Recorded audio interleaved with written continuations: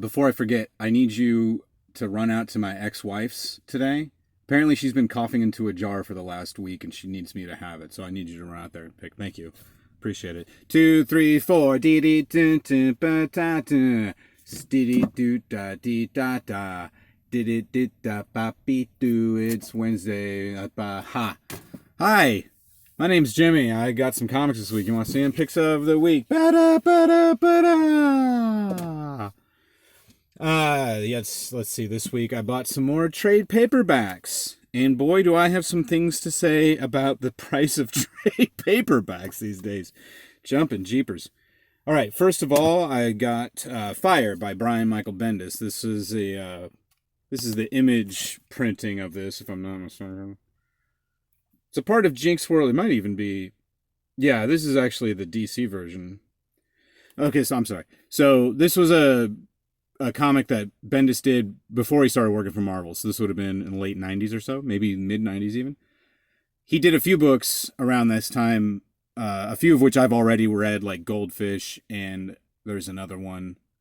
I have not read Torso. That's also from around the same time. What's the other one I'm trying to think of? Jinx, maybe? I mean, that would explain why it's called Jinx World. Anyway, I've forgotten what this one is about, and I don't want to know until I've read it. But yeah, this early Bendis stuff, when he drew everything too, and it's all full of dialogue, but unlike Chris Claremont, it doesn't read like somebody's just reading a glossary.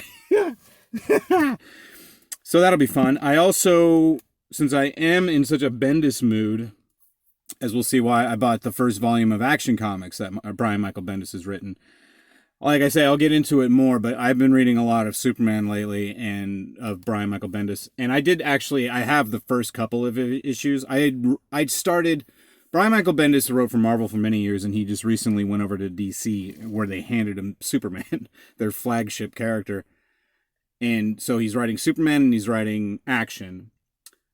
But first, he had written a miniseries called Man of Steel, which I did get. And then I got the first couple issues of his Superman run, and then I quit working at the shop I was working at. So I dropped all my DC stuff.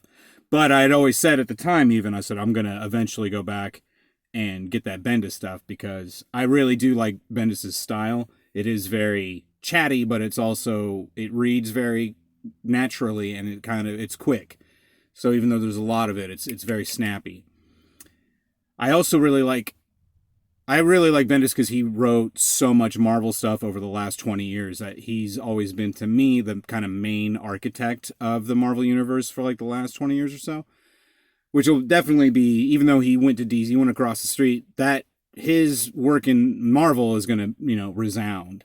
He created Miles Morales, for the love of Pete. So, Peter Parker. So, his Superman stuff, his DC stuff in general, it doesn't resonate with me the way Marvel's characters do, but it's still very well done. And it really does feel as though Bendis, maybe I'm just projecting, it really feels as though Bendis was like, there's going to be a lot of Marvel guys who are going to follow me over here, and they're not going to have the familiarity with this character that, they might think they need. So he really holds your hand about it. And speaking of which, what I also got this week, and Warren was kind enough to pop into my bag. This is called Superman Heroes, and it's got a companion piece called Villains.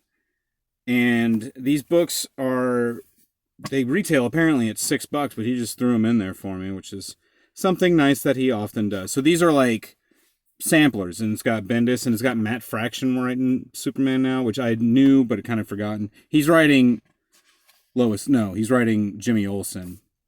I think Greg Rucka is writing Lois Lane. So since I have the Marvel Unlimited app and I have so many Marvel comics already, I've been trying to take this time to catch up on some DC stuff, right? Poor DC is doing without my money. And then finally this week, I bought a copy of Bizarre Adventures number 25. This is a magazine that was when Archie Goodwin, I believe, was editor, or it might have been Wolfman. We'll get into that too, but I've been reading a lot about the Bronze Age of Marvel, the 70s. This might even be the early 80s. And I think that might be a Galassi cover, if I'm not mistaken, which is hot as F. There's also, you didn't get a lot of the Daughters of the Dragon, a lot of the, this is the female kung fu team that Marvel had to partner with Sons of the Tiger, who suck, kind of. So that's fun. Those magazines are fun. He's got a few of those, so I think I'm going to try and kind of take like one a week. And those are picks of the week. Voodoo. So last week, I don't know if I mentioned it. I was super sick last week. I had, basically I just could not go poo-poo for a full week. And I have a lot of worst enemies, and I would not wish that on any of them. I would wish that on a couple of them. But I did finally I couldn't really, and even though I was, mostly in bed, I was really busy curling into the fetal position and wailing. So I didn't get as much reading done. So then once I started feeling better, then I was like, I'm reading a whole bunch of stuff. So I've been working on this for a couple of weeks since I brought it up, but I reread Marvel Comics, The Untold Story by Sean Howe. Mwah! What a great book. I love this book. And I do contend that if you're not a Marvel nerd like myself, or even half of what I am, you will still really like this. It's a very compelling story.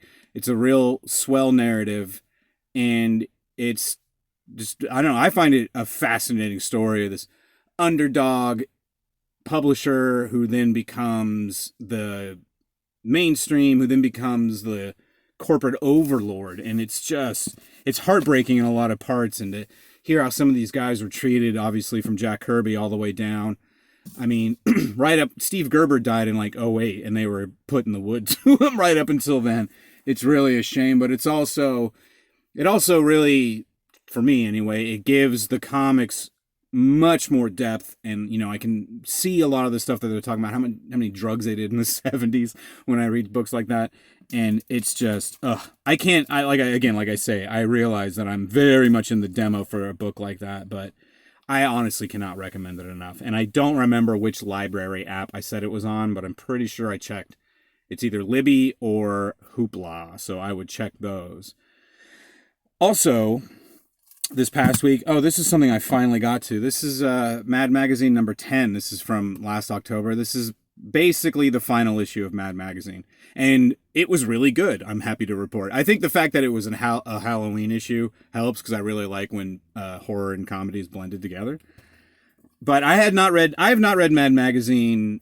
I've not regularly bought Mad Magazine since 2001, because they started taking ads. And although I don't know that I'm quite as idealistic as I was then, but I definitely was just like, they're compromised and they can't be satirical. And the example I always pointed to was back in the late 80s, they ran a fake ad for the NRA on the back of one issue, and it was called the Nature's Revenge Association instead of the National Rifle Association, and it was a deer and a hunter outfit.